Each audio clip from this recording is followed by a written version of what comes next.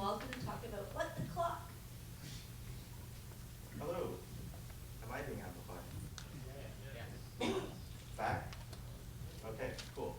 All right, so I'm Kamal, and I'm here to ask what the clock. Basically, over Christmas, I was back visiting my parents, and I was there for 3 weeks. Normally I go for a bit less, so I had a bit of time. And I thought I want to contribute to something open source-ish.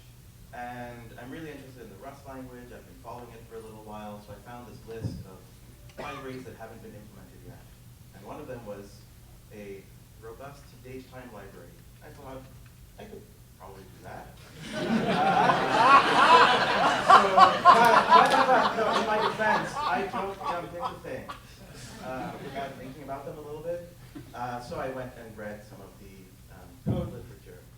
In particular, people from the Java world, I'm seeing little clapping hands and nodding. Jodatime or JSR 310 or in Java 8, Java.time. I think the author's name is Stephen Colburn. He writes really well about this topic. This topic is incredibly confusing. And yeah, so the number of libraries I've implemented stands at 0. But reading up on this stuff took me down a crazy rabbit hole, and I want to share some of that with you. So here's a really fun thing. This happened 4 weeks ago. This happened on the 20th of April. They announced that in Egypt that DST that year was canceled. And DST was going to be the 1st of May. And the final announcement and decree by the president was the 24th of April. So yesterday someone told me that if you say time zones and people cringe, they're programmers. This should make you cringe extra double. It's terrible. And so this seems a bit crazy, but that was actually the 4th update this year to the time zone database. The 4th update. And we're what? We're in May. Every year there are typically 9 or 10 updates to the time zone database. So if you have a system that's showing times to humans in places in the world, as some of us do, then it's important to make sure your time zone databases are up to date. And just in case you're interested, this is what the diff looked like. It's like, Egypt's ministers' cabinet just announced ... that it will cancel DST, at least for 2015. And above this like Emacs Lisp code, the actual date that Emacs Lisp code was added was only 12 days earlier. So they had to like update it real fast again. So this can be frustrating. I meant to show a few examples. Reading the time zone database files is really interesting. There are people who are very, very meticulous. Very, very, very meticulous about having everything just right. Like there are people who call little hamlets in Northwestern Territories every March and October to see whether or not they observe daylight savings time this year. You know, there's some town somewhere in northern Canada that like the federal parks are obeying daylight savings time and the others are not, and they celebrated New Year's twice, like 1 hour apart. And there's a lot of weird stuff in there. I actually recommend like going and looking into the zone info. But this brings us to like how long is a day, and I'm going to specifically be talking about a UTC day. I'm not going to talk about I was going to talk about the civil day, which is the kind of day that we look at on our clocks, which can be 24 hours, or 23 or 25 because of daylight savings time, or 22 or 26 because of weirder daylight savings time, or 24 and a half or 25 and a half because of other weirder daylight savings time, or 23 hours and 40 minutes, and 24 hours and 20 minutes because of still weirder daylight savings time. But I'm talking about the UTC day. The UTC day is the modern Greenwich Mean Time. And so we know this as, you know, it has 86,400 seconds, except when it doesn't. Like this June 30th will have 86,401 seconds. It thus far has never had 86,399 seconds, but they don't rule it out. And so this is what UTC is going to tick like tonight. So tonight we're going to get 23, 59, 57, 58. And then we're going to be on the 17th, and it's midnight, and we just continue on. This is normal, we know this. UTC on June 30th is going to be like this: 57, 58, 59, 60, and then it'll be the next day.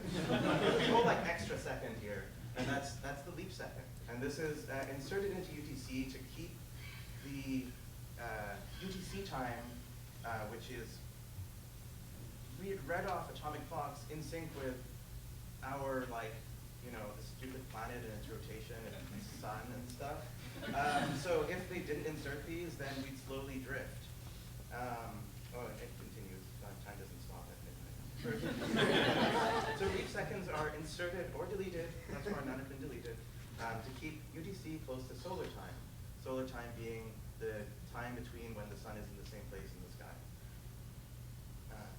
Since they were introduced in 1972, there have been 25 leap seconds inserted. The last was in 2012.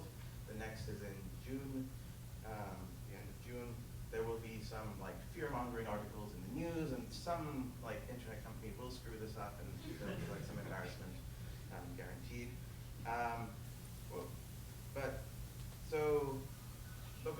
A nicer way to think about this, I think, is if you go back to 1972 and when they first started having leap seconds, and you're like, I'm going to start a countdown to the year 2000. Then, if you didn't take into account leap seconds, you would have been celebrating a whole 22 seconds earlier than all of your friends that didn't take into account leap seconds. So, you know, it adds up. Over the 1 second this June, not a big deal, but you know, over 10,000 years, you could be a few hours out, and it's bad. So on our systems, we typically use POSIX or Unix time. And what POSIX time does is it steps backwards after the leap second. So if we go and look at comparing June 30th, this is the leap second, the run up to POSIX is our 1.4 billion-ish seconds since 1970, and it goes up 99, and we get that 60th second, and we get to 3,200 as the last couple digits. And we get this next second, it's still the same, and then it's 201. But actually, it's not still the same. If we look in between the seconds, what's actually happening is it is progressing 200.5, then it jumps back to 200. It deletes, it just goes backwards. Yay, POSIX. Yay. And this could be, like, what's the big deal? The big deal is you can't translate from POSIX time properly into UTC if you want to. There's a second here where it's ambiguous. This is what it actually looks like if you like have a stop clock and you're watching your POSIX clock. There'll be like, as time progresses linearly along the bottom, there's this like sudden jump backwards. And that's not the best. If you have systems that rely on timestamps for correctness, and that happens, there's going to be some incorrectness around about. This is the stuff to look out for on July 1st in the news. So another way to handle this, so there we step backwards in time. The NTP, which is the Network Time Protocol standard protocol way of dealing with the leap second, is we just stop the clock for that second. So it's like, it doesn't, we just don't move.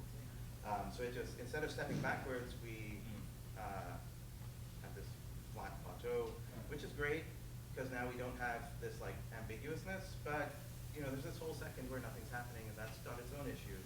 And so systems typically will actually, every time the system is asked for the time of day, it increments it by like the minimal increment, so a microsecond or a nanosecond, depending on the system. And then when it gets back past the leap second, it sort of like waits until the other second, the new time catches up. It's like, okay, now we can continue. And so that's like, okay. I have no answers for you here. I have no answers. I'm sorry. And this is okay, except that now, like during the second, the times don't match between different systems. And so there's this crypto person called EJB, and he had us use just atomic time without leap seconds.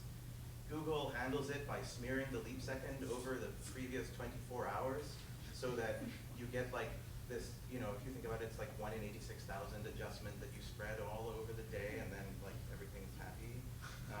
There's actually going to be a vote this November on whether the leap second remains with us. So it will be decided in November, except that they were going to have this vote in 2012, and they postponed it for 3 years, so they may decide the fate in November. And this is again EJB, and he writes, the main obstacle is POSIX. Fortunately, the POSIX rules are so outrageously dumb. For example, they require that 2100 be a leap year, contradicting the Gregorian calendar that no self-respecting engineer could obey them. That's great. And just to finish off, if you thought that you had solved this and you were using PAI, as DJB says, well, Einstein 1912 or 15, general relativity, like the worst. The Half-Keating experiment confirmed in 1971 that if you get on a plane and fly around the world, you can gain up to 275 nanoseconds. So, and then there are these other clocks that will be able to detect like the difference in time rate at 2 centimeter height differences. Like 2 centimeters, time flows different speeds. And so, seriously, what the clock?